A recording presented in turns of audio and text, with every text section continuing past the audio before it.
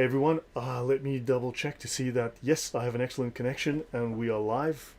Good evening, everyone. Yeah, so I'm back live with Thunderous One, and we're going to be talking about the 90-foot atom, one of the Islamic myths.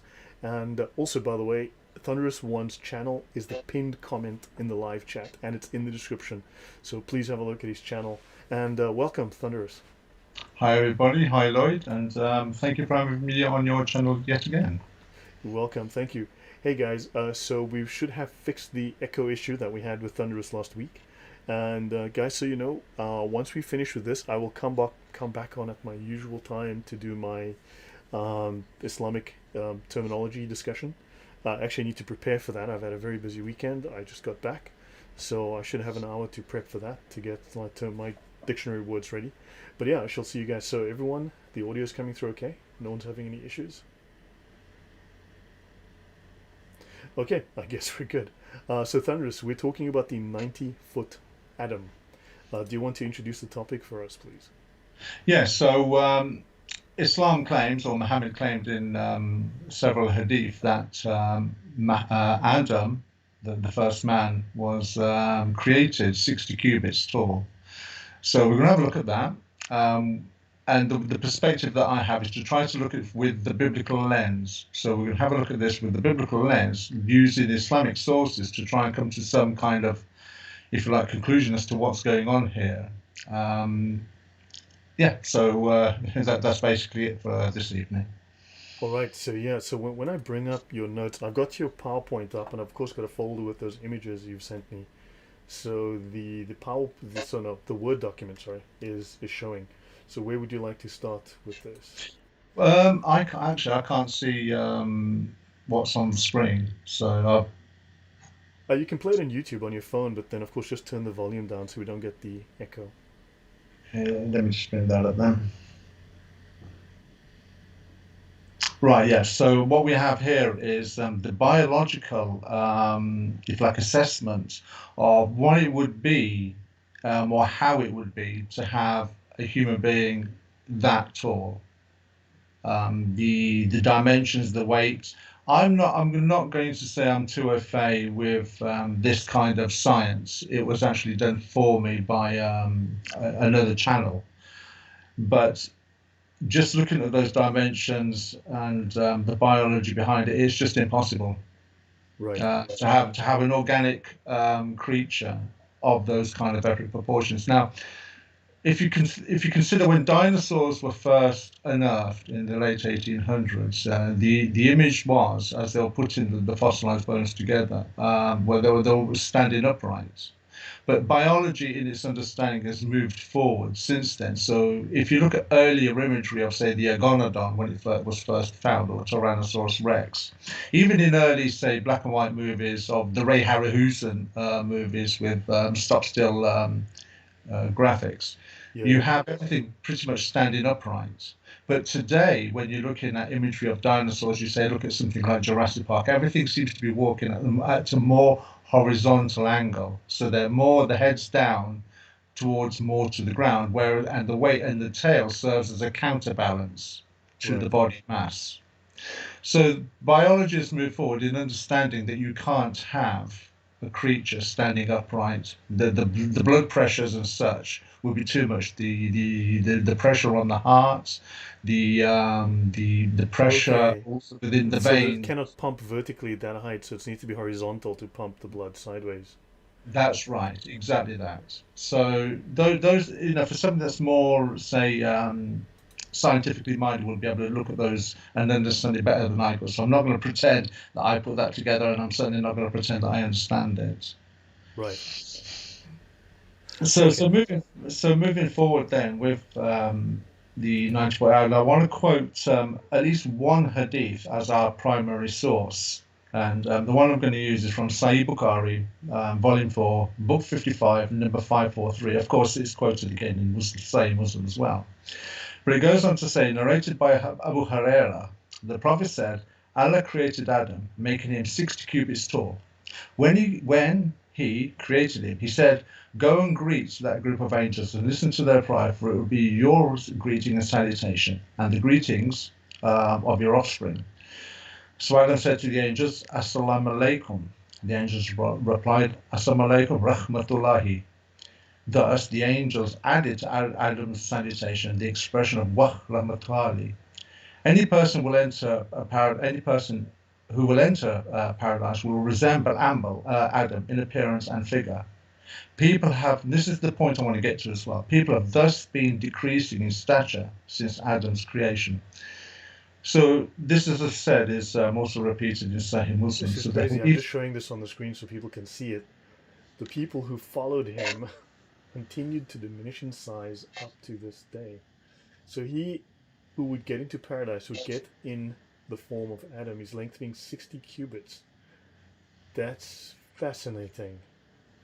So that'd be 90 foot tall. What's equally fascinating with this as well is that had he left it at that, there's two issues with this hadith that, if you're looking at it from the biblical narrative, don't make sense.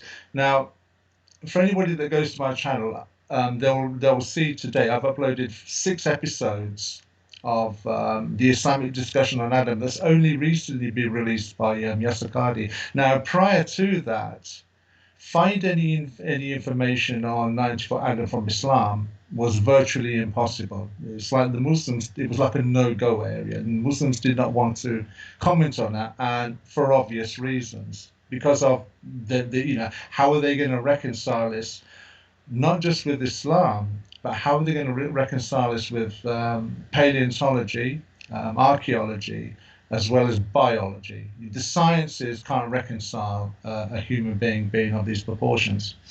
I'm just curious, is Islam by definition old Earth or new Earth? I'm not going to get into that discussion or argument, but does Islam by definition then assume that there's a young Earth or old Earth, or? Well, this is it. If you listen to Yasser Qadi, there's also other things I put on my channel where Islam seems to have this thing that the earth was created and it was a battleground for jinns. They can eat, they can sleep. There were wars on the planet Earth. They were having children, and then God decided that I'm going to wipe Earth of these creatures. This is where I wanted to bring up a little bit of like looking at it from the prism of the biblical narrative. There's a couple of scriptures I wanted to introduce on this first, and one of them is 2 Timothy 3:16, which teaches all scriptures inspired of God are beneficial for teaching, for reproving, and for setting things straight. So if you was so the teaching part would be to teach somebody who obviously doesn't understand the biblical narrative.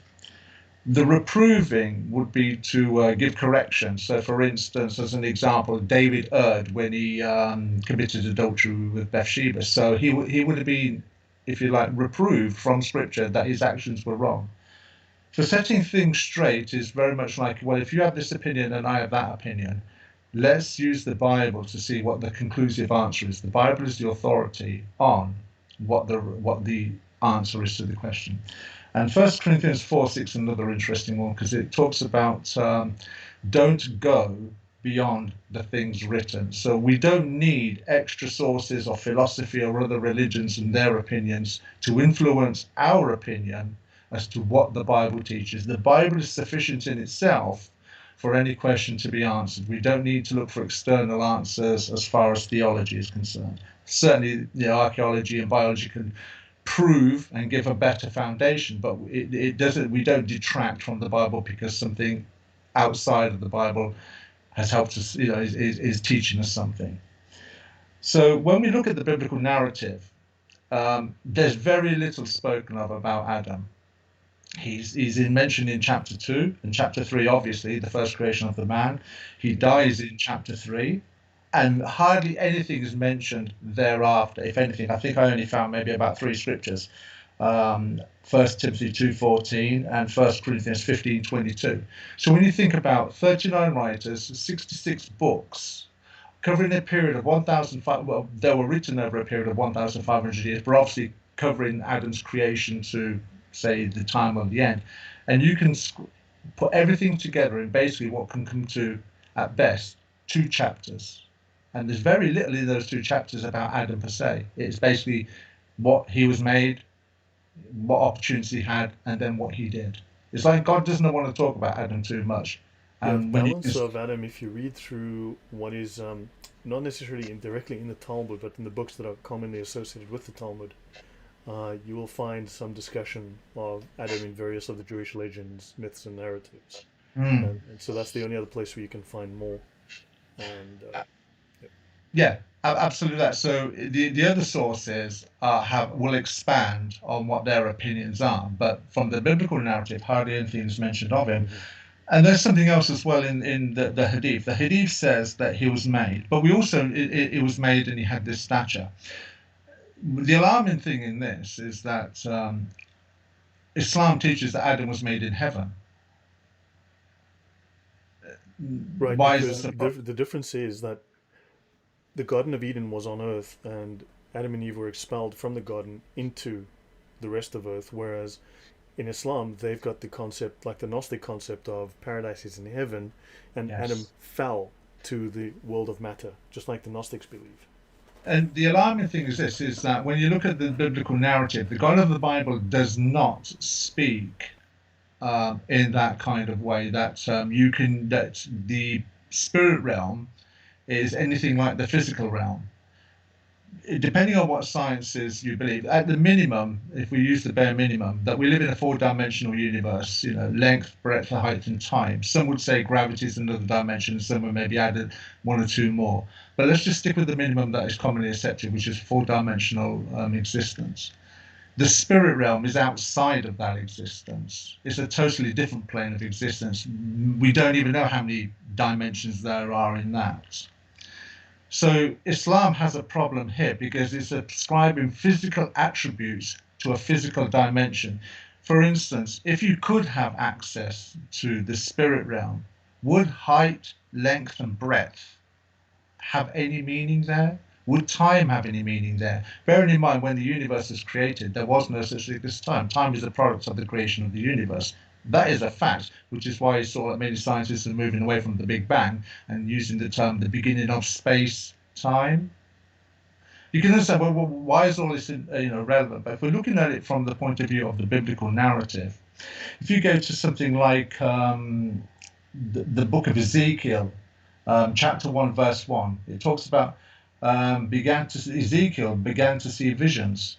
So when you go through the book of Ezekiel, you'll find like God rides a chariot with lots of wheels, and inside those wheels there are eyes.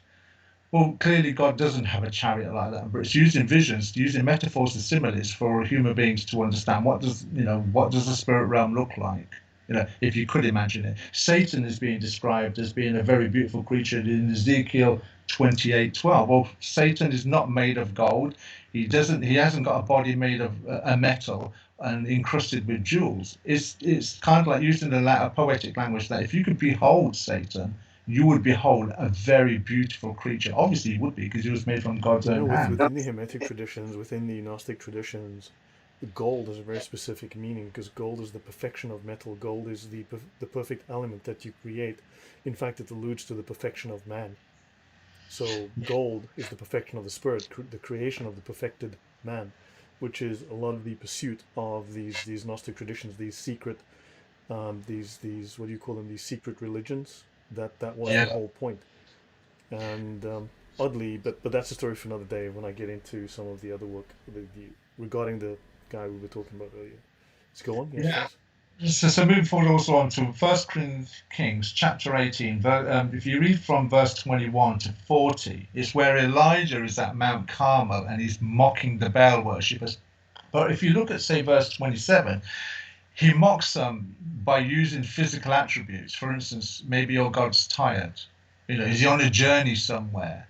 So in that scripture, we can see that physical attributes, and ascribing them to the spiritual dimension is something that the Bible actually mocks. The God of the Bible mocks that. His prophets clearly in that moment are mocking such a belief. So you can't ascribe physical realities to the spiritual dimension.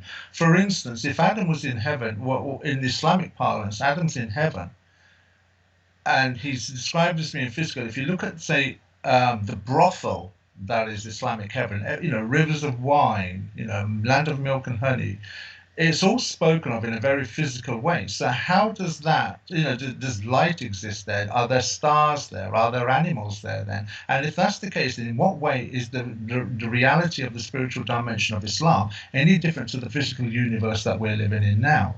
I mean, is this some kind of bizarre multiverse that they're talking Yeah, about? I mean, this is the rich man's paradise, right? It's like living in a palace with with all of the physical material things you'd want. But yeah, but Yeah, back but to your I was so thinking. moving forward then on this, so a cubit, for those who are not familiar with it, a cubit is a measurement of 18 inches, which is typically taken from your elbow to your index finger. That's how previously, things were measured, and also like a handspan, which is So like, elbow to index finger. yeah, typically 18 inches. Okay. Okay. And a handspan is probably about 7 or 8 inches. It's from your thumb to your little finger. That would be a handspan. But that's how things are measured. So we know when Muhammad used the term 60 cubits, he was talking about something 90 foot tall. So so that's Adam in heaven. But the interesting point on this is that the Hadith turns around and says, had he left it at that, I think not many people would have commented on it. But it's the fact that the concluding part of the Hadith talks about people have been decreasing in stature since Adam's creation. And if you look at the word decreasing, that's an ongoing incremental stage process, increasing or decreasing, adding a little bit or subtracting a little bit per Yeah. per piece of time or Yeah, generation. this one is worded. Then the people who followed him continued to diminish in size up to this Yeah. day.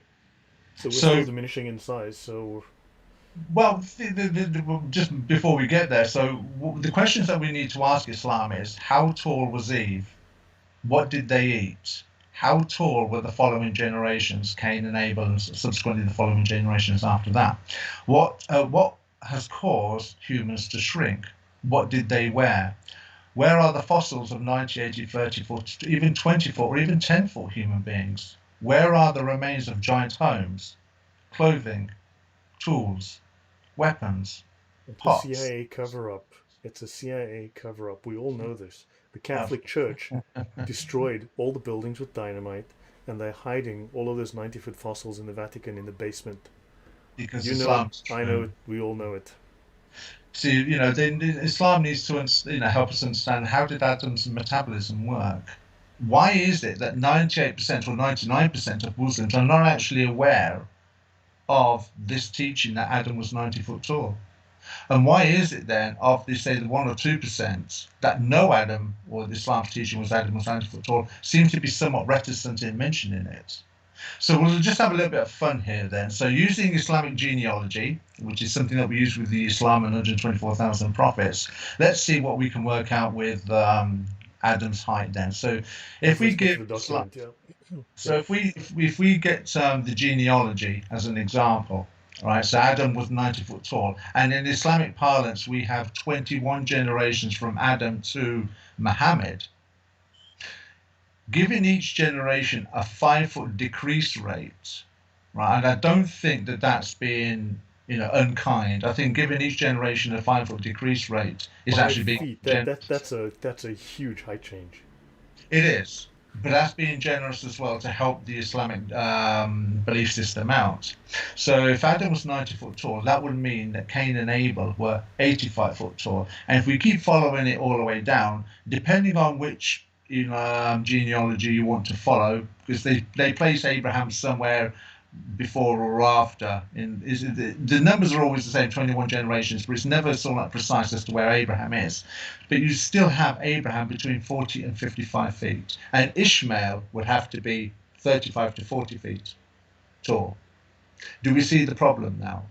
That if you have 21 generations, Adam being 90 foot tall, and you give a 5 foot decrease rate per generation, none of this makes sense. Right. So 5 feet is 1.524 meters. Right. So in other words, each generation lost 1.5 meters in height. Yeah.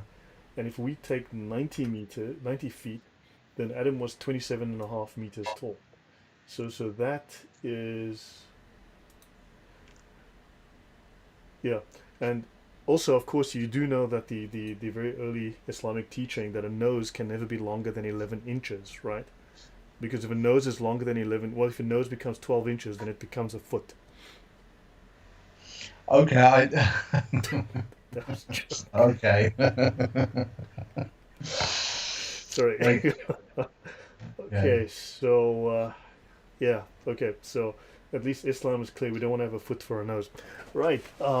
Okay, so on the Word document that you've got all this information. So do you want to go through that, or do you want to continue with what you were saying?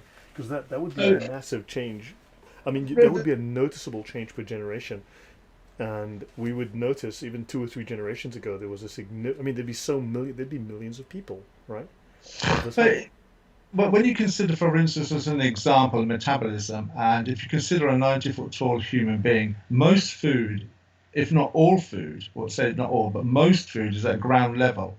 For instance, root vegetables and things like that, pumpkins, melons, and whatnot. They're all at ground level. If you think of the logistics of a human being 90 foot tall, most of his life will be spent on his hands and knees, picking out bits of what at best could be, if you consider the size of, say, a watermelon or a pumpkin, it'd be analogous to a human being now having one of those sweets they call Skittles, in their hand. So the Right, pressure on his back and on his joints and on his knees at ground level, picking this food out to eat is one thing. Then we have to consider the volume of food that will need to be eaten in order to sustain the metabolism. Now, bearing in mind, Eve is going to be having children as well. So, how does Eve sustain herself during this period of time with pregnancy whilst trying to eat and maintain her metabolism as well as the metabolism of an infant that's growing in her womb, or several infants that are growing in her womb at subsequent points? that is, there's some obvious issues, and I would We would want you to, also, yeah. yeah, we would also need to consider the logistics of clothing. How, for instance, would they go about making clothing? When you consider the intricateness of making clothing, even for, say, a human being that's 6 foot tall, it's not exactly an easy process to gather the materials required, plus the logistics of tools in order to make those clothings as well. Right. That's No, also a problem. yeah, I think Then this you leads have to some obvious issues. Yeah.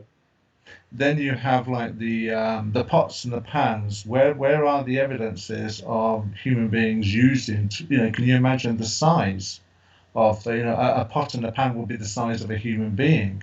We don't find any of these potteries and crockeries anywhere. No, the The Smithsonian homes. Institute collected everything, and then the gray aliens picked up the rest with their spaceships. It's a Jewish conspiracy, which is interesting about Jewish conspiracy because the imageries that you're going to be bringing up later, one of them is quite fascinating as far as Jewish conspiracies are concerned. So yeah, so we have to look at this with the biblical lens, as I've said, and none of this makes any sense. The interesting thing is going back to the 124,000 prophets. Um, when you look at the history of the planet and all of its major religions, the one common denominator that they all have is, so as an example, there's probably a few, but one of the main ones is Noah's flood. Now, you can change certain features of Noah's flood, but in principle, everything's exactly the same. God was angry with the world as it was then. He asked a certain man or a certain family to build a boat. They got on the boat, the animals got on the boat. A giant storm came, filled the planet with water. Only they survived. The flood subsided. That's where the human family come from. You find that as a consistency. Yet in Islam, 124,000 prophets have gone out to the world, 123,999. Not one of them has ever spoken of human beings being this tall. You would expect to find Mm. a narrative through all the tribes and religions in the world speaking of something to support this, but Yeah, we there don't are find exceptions within various legends and myths, even within biblical story of the Nephilim. sons of God, the Nephilim and such. But those are exceptions. Those are not the norm. But even though those, they're not 90 foot tall. I think the tallest one that, I mean, when you consider Goliath was only, say, I think 9 foot tall, was he? When we look Right. at his cubit span, I think he was 6 cubits, which is about 9 feet. So even Goliath was only about 9 foot tall. And okay, fine, we don't have human beings that are 9 foot tall today, but it's not far off the imagination or too much of a stretch when you consider, say, for instance, Andre the Giant, the famous Mhm. wrestler. There have been other human beings that have had a stature that's been quite big as well. So, but the thing is to see with Islam is when you use the word giant, and when you look at the biblical narrative and you use the word giants, with the biblical narrative, there is a certain biology that's not a stretch, not too much of a stretch of the imagination. It might be hard to believe, but we know that with what we know of science is that it fits with the biblical narrative. But Islam is given a totally different if you like, slant on it. The interesting thing is with Yasser Qadi, he is spoken of it. And if you go to, for instance, on my channel, I've loaded six, because it's a 10-part series, and I've loaded six today. Two of them, five and six, actually discuss 90 for Adam. And the interesting thing is the number of excuses or options that Islam are making available as to how to reconcile this with reality. And one of them, and there are many, I was going to write them all down. One of them was that somehow Jews have infiltrated the Hadith, and it's actually a Jewish tradition that somehow fitted inside the Hadith, and this is where it comes from. So it's not actually Adam. One of the scribes have written down this Jewish tradition, and it somehow manifests itself in the Hadith. So, it's an amazing stretch that Yasser Qadi is putting forward as to how to reconcile Muhammad's claim of 90 for Yeah. Adam. No, and someone just mentioned, and it's a good point that Goliath was. I mean, David versus Goliath. Goliath was considered a giant, and Goliath was a little bit over a couple of meters tall. Now, he would not have been a giant if everyone else was 10 meters tall. If there was such a discrepancy. So, clearly there's an issue in terms of what we have in the biblical story and the Islamic narrative. And I wonder how they're going to explain this away. That's very curious to me. Um, But And then, which is interesting because when you say how they're going to explain this away, well, this is what they've avoided to do thus far, is not explain it. I have not come mm, across any explanation. I've found excuses, which is what we're going to go to when you bring up the imagery, and I'll go through each one. yeah. But you won't find Do you want to do explanation. the images or Yes, the Word document that you have with all the notes? I'm going to be honest with you. The Word document is the Word document. As I've said at the beginning, it was put forward for me. Let's just read through it quickly. Let's just clarify with it. Let's just read it through so everyone can get an idea. Would that be okay? And then we can go Yeah, to the sure. images. So these are biological notes on the plausibility of a 90-foot atom. It says here the weight increases by the cube of the increase in height. So height is one-dimensional, whilst weight is a function of volume, which is three-dimensional. So Hmm.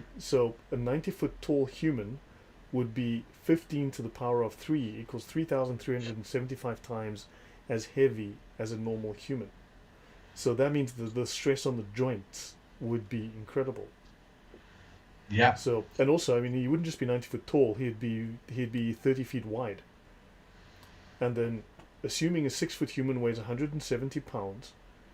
Okay, so what's 170 pounds in kilograms? That's let's divide by two. Let's just call it 80 kilograms, right?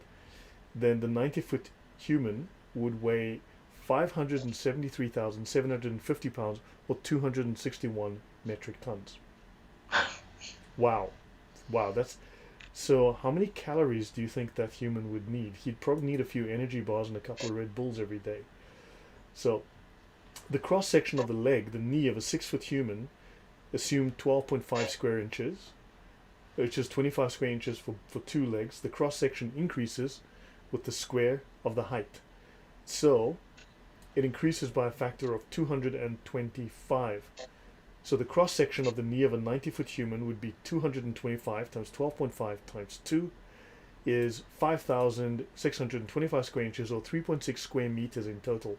So a 1.8 square meter cross section on the knee. So that's 1,800. So what's the square root of 1,800? Yeah, but that you'd be looking at 12 times 12. Good grief. No, it's 100. Okay, so it's going to be huge. He's going to have a knee that's going to be massive. So you're looking at a knee that's huge. With a normal human, the pressure on the bones of the legs is approximately 170 divided by 25 is 6.8 pounds per square inch. Um, I speak human, which is kilograms, so all this is Greek to me, but for the 90-foot human, the pressure on the bones of the legs is 102 pounds per square inch. So the pressure on the leg bones of the giant is 15 times that of the normal human. So yeah, so this is going to be a serious problem, because I heard stories about that. Apparently, some of the largest dinosaurs were enormous, and modern animals cannot grow that big because of a limitation imposed by gravity, Yeah. which puts weight on the bones and the blood pressure. Now, apparently, the only solution, according to what I've read, the only solution for getting animals as big as they were in the past is that gravity was different. That's how gravity has increased. So in the past, we must have had a different gravity. That's how those animals could be that heavy and still move. And also And oxygen. Can I just add on that? so, Oxygen levels would have been different as well, because if you consider the size of the nostrils of those creatures, their breathing mechanism would have been totally different. So the oxygen content on Earth at that time would have been totally different to the oxygen that we have now. yeah, so there's obviously going to be different additional biological limitations and requirements that's not been covered by this. So, I mean, yeah, we're looking at some incredible engineering here. So either the gravity was totally different, but then again, we still lack the specimens. We don't have millions and millions of human bones that, yeah. And then in Islamic parlance, when you're considering millions of bones, we don't need millions. Even if they only had one sort of like one generation or one pair per generation, still getting up to Abraham, you would still expect to find human beings or remains of human beings or evidences of human beings of that stature existing, i.e., not just their bones, but evidences like homes, clothes, pots and pans, tools, and weapons as well. Because when you look at the Islamic narrative, all these men from Adam down to Muhammad seem to be great warriors as well. They're killers. You know, they're involved in many scuffles and violences. So we would expect to see weapons of those proportions as well. But just going back to your point about creatures of the past, it's interesting to note as well that even with big things like I think it's the Brachiosaurus, for example, they've now recognized in the movement of its neck, there were hollow chambers where air was stored, air sacs were stored, therefore using so that this body movement would have been used in, say, a form of hydraulics. Um, and also, when you get to a certain size, you'll find that those creatures, unless they're in water, like the blue whale, which serves as a counterbalance as well, they're all walking on all fours. They're not walking upright as Upright. two-legged creatures. Right, right. You know, so the mass is spread between, they're quadrupeds. They're not bipeds. Yeah, and I've got someone says that during the time of the dinosaurs, there was 30% more oxygen. Yes. And someone else says this hadith claims that Muslims will have the length of 60 forearms in total. So yeah, I mean this is now. I mean, of course, they're going to have to throw the hadith under the bus. They're going to have to throw Bukhari and Muslim under the bus. But yeah, But this is going back to where I was in the process of writing down all the excuses or options available to Islam that Yasser Qadhi was putting forward, as to how to reconcile this, because it's in Bukhari, it's in Hadith, they've got no choice but to accept it. Hence why one of the alternatives is, well, maybe a Jewish tradition has somehow crept its way into the Hadith, and this is where we get it but the from. Israeliyat, in fact, the hadith originally, the original hadith in Islam was what they called the Israeliyat, which are all the Jewish Yeah. traditions. And then they eventually stated that they will no longer use the Jewish traditions, but use their own. So then they replaced all of the original Jewish hadith, or in theory, with these Islamic traditions. So those Jewish stories were part of the Islamic tradition. It's interesting you use that terminology because that's exactly what Yasser Qadhi says. So it seems quite timely that we're having this discussion at a time when Yasser Qadhi's just finished the series on Adam, which is quite bizarre because if you listen to the series, at one point he actually says that when Allah created Adam, Adam was hollow. He was just a shell in heaven. He was hollow. He had no intestines or anything. It's really bizarre. And it's almost like details that you don't need or don't want. Why would Islam go into these kind of bizarre lengths? But it is Islam, so this is what we're to expect. Okay, yeah, no. So yeah, I've got those images you spoke of, those photos. Should I bring those up? Yeah, sure. Okay. So where do you want to start? Because I've got them. Just start top left and then just sort of work it through to the bottom one. The last one is with the top down view of the skeletons. The last one I Jewish wanted. scientists, yeah. So So that is kind of like just giving an image of what we're actually dealing with here as well. You know, the size and of wow, they're not man, even as wide as his knee. not as what. Yeah, exactly that. And I don't mean to sound crude or anything like that, but even he obviously impregnated Eve, so he would have had to have had an erection. And can you imagine the blood pressure of sustaining an erection of a man of that stature and that size? Elephants have to have bits of bone inside their penis to navigate it. I'd Wow. be So interested to there's a lot know. of biological issues here that are very hard to navigate. So they would need to. I wonder what the source origin of this story is. I mean, how they came up with the story. Where did they get this? In what mythical tradition did they derive this? I think it's feasible that with Islam, you find that there's certain things are mentioned in the Bible. You have to bear in mind that Muhammad couldn't read or write, so he would have just been listening to stories. So when the word giants, maybe talking about, say, the Nephilim, maybe talking about Goliath, whatever the context was, or whatever the story was he was listening to, he's probably used the word giants and not thinking that in comparison to, say, someone that's 8 or 9 feet tall and applying it to that. He's probably thinking in the literal sense, Gulliver's Travels, like a giant, of King Kong proportions, which is what we have here. Right. So that's kind of like giving you a visual aid as to what we're dealing with here. And yeah, it doesn't make sense. It's a nice 60 cubits, 90 feet, roughly 32. Well, earlier I had 27 meters, but yeah.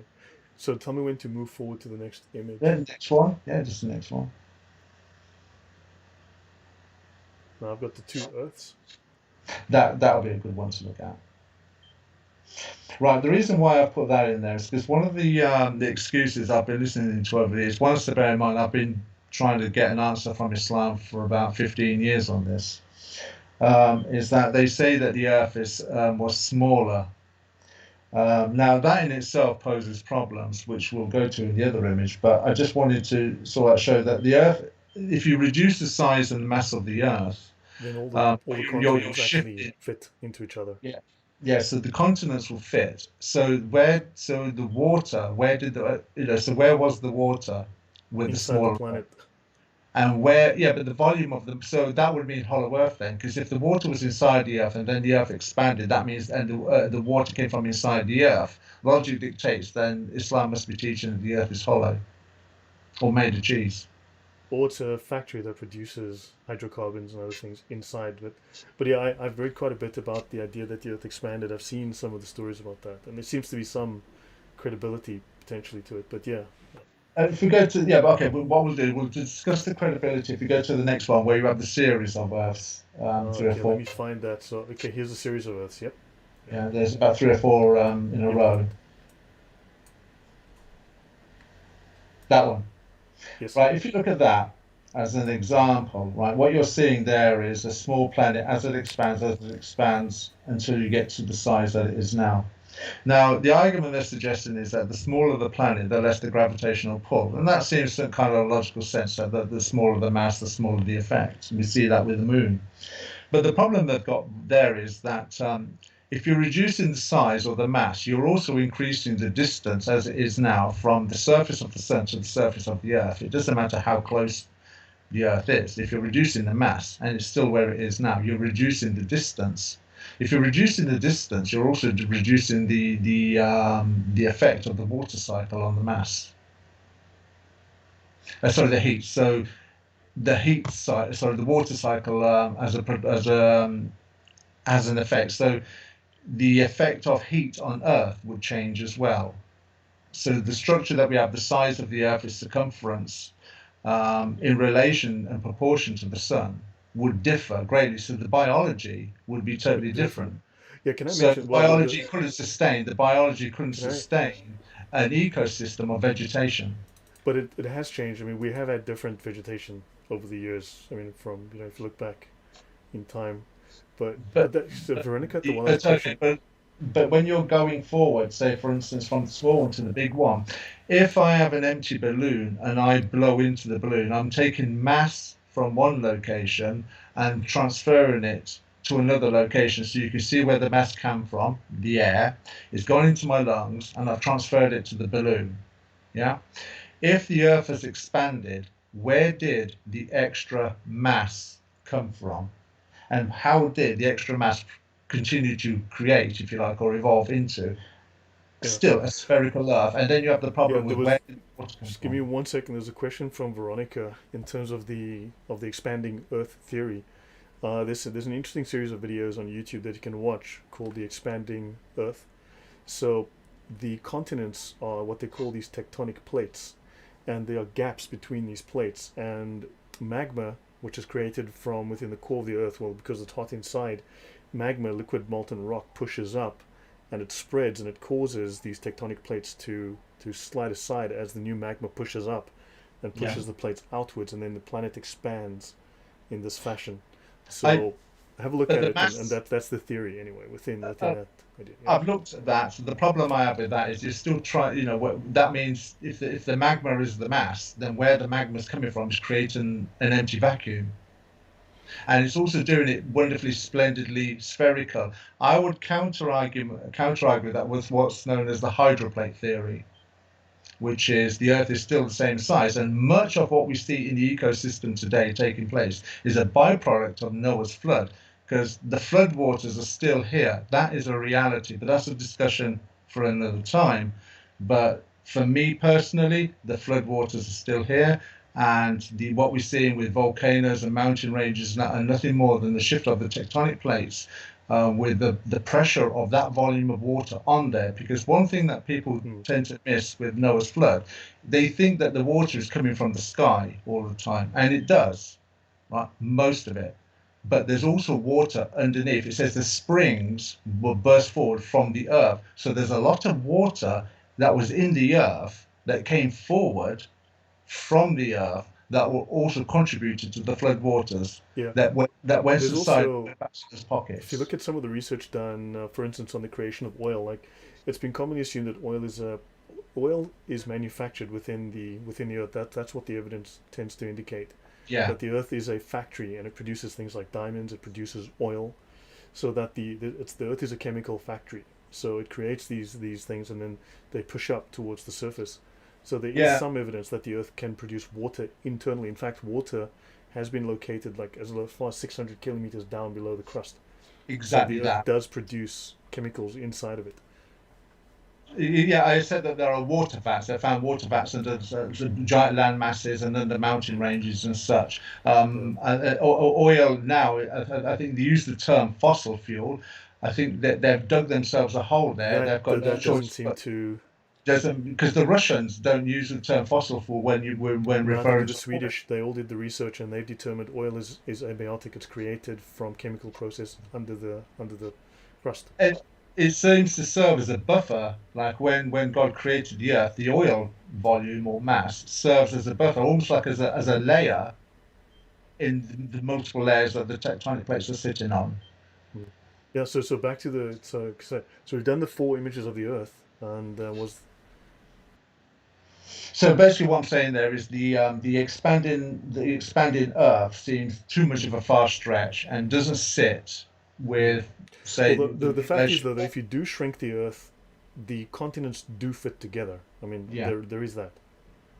But we don't have to have a smaller Earth for the tectonic plates to fit. The Pangea is another option, which is where the Earth was one landmass anyway. Right, So right. That's also true. Yeah, a good yeah. point. Okay, so do So you want to move to the next image, yeah, or yeah. Just bring up whatever's next. But the last one is the image, the top down view of. So just bring up whichever one. so? Hold on. What I've got is let me actually just see what we have here. We've got the 90 foot. Let me just bring this one up. This is the multiple. Allah created Adam, making him 60 cubits tall, and this is the one of the 90 feet, 65, 50, 40, 30, and so on. Why then have we never found any of the giant human-like skeletons? But also, the reason why I put that image there is that it kind of shows you the logistics and the problems that we're not just talking about the biology of human beings of that stature. We're also talking about the logistics. The logistics often get forgotten in these types of discussions. So the logistics of making the clothes, the equipment that they will need to have made, to make those clothes, to prepare the food, the pots, the pans, the weapons, the homes. It's the Hmm. logistics that add to the problem and dilemma that Islam has with this claim. So it's kind of like to give like a visual a problem, a visualize Yeah, no, over the. exactly. You'd have to make clothing, and yeah, how? Yeah, I mean, if you consider the size of this person with the regular people down here on the bottom, that's a huge issue to find the resources to clothe people. If everybody was that big, yeah, that's And incredible. you will need to find evidences of those clothes still around as well. So where are they buried, or where are they sort of like scraps of pieces of clothing? Yeah, Where are so the yeah, so I've got this one with the dinosaur and the 30-meter man and an 18-meter tall brontosaurus, and then yeah? you've got Sahih Bukhari and Sahih Muslim. So that kind of shows you as well the issue that Islam has with a creature that being. We know those creatures that big actually walked more horizontally than vertically. So the emphasis there was that the biology of it doesn't make sense with an upright man.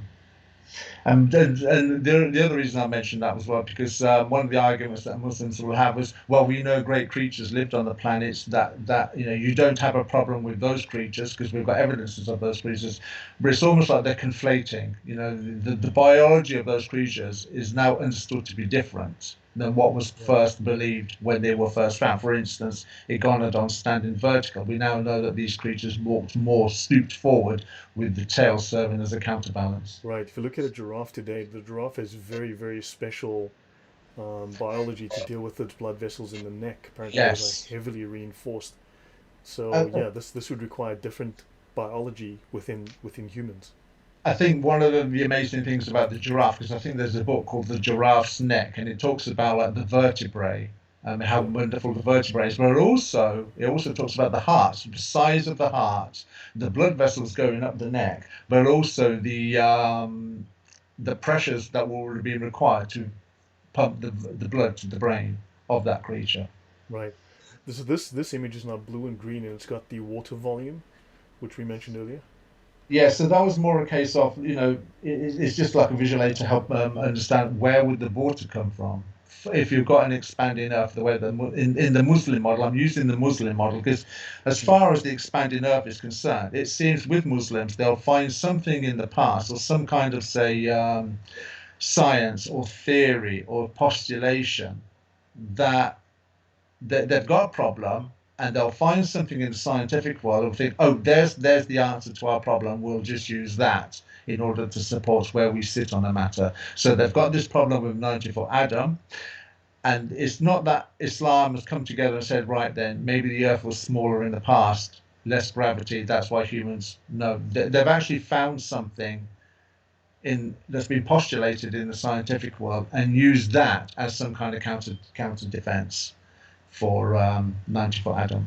But it still doesn't answer the problems of photosynthesis and the vegetation and the volume of vegetation that would have been required for a human being to be sustained of that size. Yeah, how would he eat grapes, for instance, if his hands are that big and grapes are that small? Yeah. So we've got now this you've got this 90-foot Adam again with a picture of the chemise and humans. I mean, that would be. Is this true? You've got this chemise No, with that's this just that's a frame. Photoshop. That's just a Okay. Photoshop image of yet again giving the visuals of what you're dealing with Yeah. That. as far as logistics are concerned. I mean, you'd have stories. You'd have legends. You'd have. Um, yeah, I've got 90-foot Adam set in stone. Yeah, this actually isn't. I can't remember this guy's name offhand, but he's South African, and this actually is in South Africa. This image is literally, it's a real image. It's in South Africa in a rock. Yeah, the thing is, it's not only Islam that has this problem. There are other religions as well where they find something in nature, and they automatically have some kind of. There's a word for it where you see like a religious significance if you see something in nature. For Michael instance, Tellinger. Yes, yes, yes. where you see something in nature and you automatically think that it's a sign from God. For instance, there was the famous case that was covered in the TV series 14 TV or 14 Times, where a Muslim cut open the tomato and the veins spelt the word Allah. Well, it did. It's just the angle that he got the tomato at. But according to Islam, it's a miracle that Allah put his name in the tomato. Or there's a tree that stooped at a certain angle in one image, and it's doing prayers. It's prostrating itself in a prayer. There are so many bizarre things. It's a little bit like somebody picked up a pork scratching and it looked like Mary holding the baby Jesus. There's a word for seeing this kind of like religion and seeing it as religious symbology. I think That's it's just a called piece of rock. pareidolia. I think that's one of the names of it, pareidolia. Yeah. So that there is just where Muslims have used that image as a defense that human beings were 90 Yeah, foot tall. but how tall would a man be if his feet were this big? Would he be 90 foot? Would he be 20 foot? No, 30 foot? it doesn't matter how big he was. It's just physically impossible for a human being to. But one, it's impossible for a human being to be that size. Two, how can you get a footprint in rock if it Well, was soft? yeah, the If, story is that this was some time, hundreds of thousands or millions of years ago, this was clay or some other kind of softer sand substance which then hardened into rock. Because you've got obviously the toe print, you've got the one, two, three, four toes there, and you can see that this is like the mud pushing out. But yeah, and I've watched this video a few times in the past. Yeah, yeah, I don't accept that. I just think it's one of those sort of like anomalies that you see in nature that people are ascribing some kind of relevance to or trying to use to support their claim. I personally don't see that. yeah, and then let's see, we've got this next image, which again photoshopped. You've got the crane, you've got the digger, rather the Yeah, tractor. that was just I just added that in there, just kind of show you the logistical problems of burying a 90-foot tall man or a Actually, you're human right. being. The graves. You're very correct. It's kind of the logistics. It's clearly Photoshop. It doesn't make sense, but yet again, it gives you the visual image of that's just a skull. It'll be impossible for human beings of our size to move a skull. I should imagine of that size. The logistics yet again. Again, yeah, true. If there were thousands of these people, we would have found at least one by now. I Yeah. would think. Yeah. Well, that does lead to certain questions and certain issues. No, fair point. And then you've got this last image here, the 90-foot Adam. Uh, Right. That one's my favorite one because that was actually the first one I ever came across, and that was about 15 years ago, 16, 17 years ago, maybe. Betsy Ross was familiar with this as well, funnily enough. She knew more about it than me. She gave quite a few bits more detail that I'd totally forgotten or didn't know. Now, this image appeared about 17 years ago. Now, at the time, I didn't have the presence of mind, if you like, to actually take an image of it and store it, because I never thought in 15, 16 years' time I'll be doing the discussion on 90-foot Adam in Islamic parlance. Now, what this is I think it's a guy called Ali Sina. He's had several channels or YouTube web pages over the years, and he put out a hoax. 90-foot Adam found, or a Jewish biologist or doctor or Jewish scientist confirms 90-foot Adam, and what he did, he put it out there to see how quick the Muslim world would latch onto the hoax in order to support. And it's amazing because when you find these things, it's always a Jewish or a Christian scientist that comes along and supports the claim of Islam. It's never say a Muslim scientist confirms Islam. It's always the atheist, the Muslim, or the Christian scientist that comes along and testifies to the authenticity of Islam. Never a Muslim. Do we not see a pattern drawing, no, being done correct. there? I mean, it's very much conspiracy theory. Uh, But that was done 17 years ago, and that's where I mean, that one is quite good. That image is quite good. What it was, I think they were building something, and I forget what because he showed the real image in later on as to where he got it from and how he doctored it. yeah, but as HK Fui also says, I mean, as everyone knows, there are no Muslim scientists. Yeah. Oh, yeah, yeah, yeah, absolutely. Only in Saudi Arabia. Yeah, no, but so yeah, this that's pretty funny though. Guys, by the way, Betsy Ross is very very ill, so please pray for her. She's been in hospital for some time. She's very weak, and she does need your prayers and concerns. So please keep in your prayers tonight and pray for healing. Um, yeah, she's also she's suffering like my dad was, and so yeah, keep in your thoughts and prayers, please. Yeah, if you're listening, Betsy, I hope you're okay. Someone's put in the chat there, what's an oxymoron? Dark light, that's an oxymoron. Final Muslim Fantasy. scientist. So yeah, that's maybe not What's so. That's the- maybe not fair. But, I was leading up to that, Dark light, Final Fantasy VII, police intelligence, or Muslim scientist. government efficiency. Yeah. um, You've stolen my thunder. yeah, I know. On that point, actually, hold on. Let me see if I.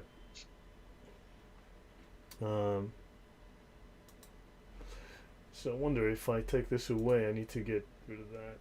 Actually, you know what? I need to have a look quickly on So, something about science in Islam. But yes, you were saying.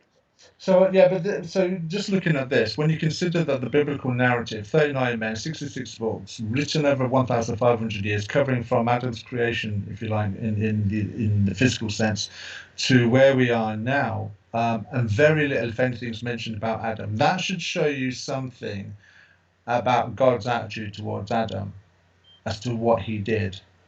When you consider Islam, and Yasser Qadhi's released like 8 hours over 10 videos of material over Adam, you have to ask the question, where has all this extra material come from and why? Well, yeah, they're not handing it out like candy now, are they? Just a deviation from this before we get back to that. We mentioned science, and Josie was Lloyd trying to disprove Islam with truth, facts, and common sense. The Islamic ideology is antithetical to truth, fact, and common sense, and that's the truth. Um, yeah. So, guys, just briefly to talk about science. So, this is an article which is on the web. I can discuss it at some point. This one is why the Arabic world turned away from science, and of course, on the lost golden age and the rejection of reason, and they've never been part and parcel or hand in hand with reason. But just briefly, Muslim countries have 9 scientists, engineers, and technicians per 1,000 people, compared with the world average of 41. In these nations, there are 1,800 universities, but only 312 of those have scholars who have published journal articles. Of the 50 most published of these universities, 26 in Turkey, 9 in Iran, 3 in Malaysia and Egypt. Pakistan is 2, and Uganda and the UAE, Saudi Arabia, Lebanon, Kuwait, Jordan, and Azerbaijan have 1. There are roughly 1.6 billion Muslims in the world, but only 2 scientists from Muslim countries have won Nobel Prizes in science, one for physics in 79 and the other for chemistry in 99. 46 Muslim countries combined contribute just 1% of the world's scientific literature. Spain and India each contribute more of the world's scientific literature than those countries together. So, Spain translates more books in a single year than the entire Arab world has in the past 1,000 years. Okay? So, understand there's a little bit of a gap in terms of Islamic science. This is worth a discussion at some point. Yeah. So, understand. So, there's just if you read through this, I mean, it's just a huge lack of, shall we say, science in the Islamic world. I think that's quite deliberate because the thing, if you look at science within Islam, when you consider what Islam espouses as being science, and then you actually study science, It's it's the clear. Quranic sciences, the religious sciences. It's not science. Yeah, yeah, yeah, absolutely that. And there's going to be a disconnection there where the person studying the science, if he makes a comment, then he may as well write his own will. We know how zealous Islam can be. If you say anything, even slightly alluding to that the Quran or the Hadith are wrong in any of the Yeah, sciences, then you're basically writing your own death sentence. So one yeah. has to be. So, because I find it very hard to believe that in the 1.6 billion human beings in all the countries that Islam is manifest, that there are as human beings, it's not as human beings we are deficient in intelligence or creativity or fascination with the environment that we live in. We've been designed by that, like that, to be like that with the God that has created us. So to find and being made in God's image, I find it very hard. I think what causes the problem is Islam and the fear factor of Islam. So one, Mm. Islam, what Islam does, it denies people access to information. We already know that that is being Mm. censored. We know in Islam, and then the information that you do have has to be in line with the Islamic theology. Now, I'm going to quote a book by Douglas Sachs. It's called Undeniable. At the very beginning of the book, and he appears much on the Yes, I know. I know Douglas Axe. Yeah. yeah, he wrote a book, and I've got at the beginning of his book, I've got the book, and he talks about that in the atheistic evolutionary mindset of biology, you have to suppress the inclination of design. So when you're looking at the genetic level that these scientists look at, you are encouraged or browbeaten into not coming to the conclusion of design when you're looking at the intricate nature of biology in the way that we're made. Yeah. I've That's actually read beaten. Signature in the Cell. I've read Darwin's Doubt as well. I've actually read, I think, Darwin's Black Box. And I've read The Devil's Delusion. It was Yeah, really, really good. David Belinsky, brilliant writer. yeah. Yeah, got that. Very sarcastic in that book as Yeah. well, and he calls it the landscape. I think in the latter part of the book he calls it. He uses the phrase, "Anything is better than nothing. Nothing is better than God." So that he talks about like all the variations of the landscape, as he calls it, about how the Yeah. science is proposing the universe came about, and then you have the nothing, which is the Lawrence Krauss that the universe has come by nothing, which is actually not actually true. Even in his own book, it's not true. It's a universe within a universe, but that's another subject.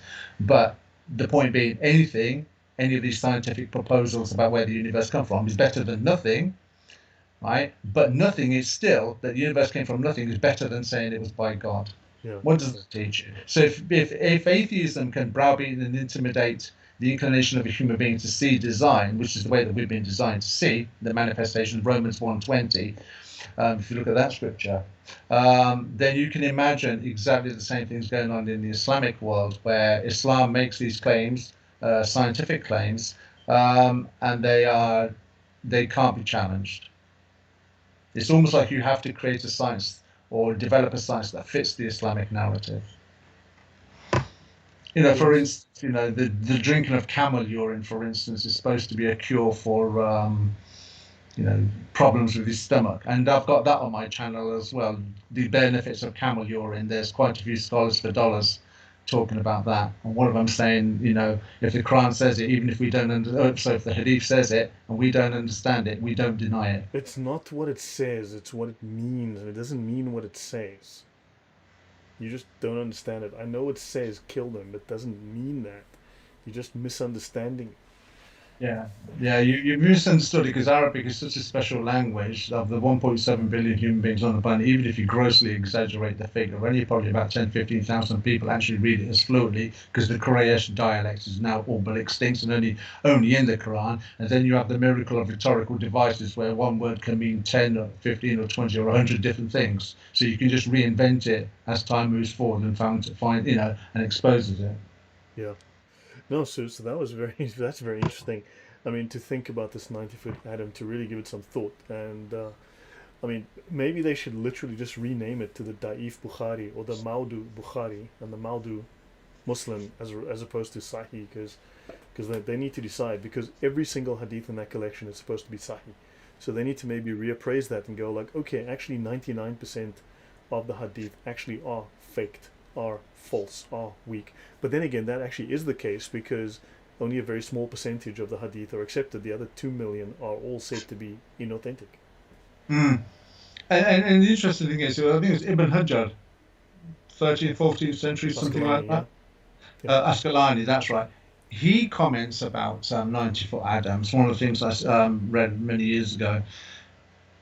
And but for me was, why are they questioning it 700 odd years later, 800 years later? So for the first, say, 600 years of Islamic history, they were obviously believing that this human being was real. So yet again, you have to go, if Islam is the final testimony of truth with God's relationship with Mm. mankind, why are so many errors being believed for It's about myth because it's 1400 Gnostic years? myth, because it's based on Gnostic myth. In fact, the major Gnostic source behind it is what looks to be Manichaeism, and that seems to be the major source. In fact, Manichaeism seems to have inspired both Hinduism as well as Islam. They both come from a similar Gnostic source. Now, of course, they're both syncretic, or at least Islam is syncretic. It steals from other religious views, and it steals symbolism, it steals argumentation, it steals things, but it is Gnostic in its source at the end of the day. And I'll do a show on that in the future to talk about the parallels between Hinduism, Islam, and the source Gnosticism, which is Manichaeism. Manichaeism is today known as, you'll still find it thrown. In fact, the Sabaeans, that's what they talk about in the Quran. You can find them today. They're called the Mandeans. That's their modern name, the Mandeans. But obviously they seem to have changed somewhat. But anyway, we'll get into that another time. So yeah. So is that everything? I think we've probably finished the discussion on that. But that was really interesting. Yeah, that's it. There's not really much to talk about with 90 for Adam. It's just more that for me, it's more a case of the logistics. The logistics of such a story do not fit at any level you care to look at it.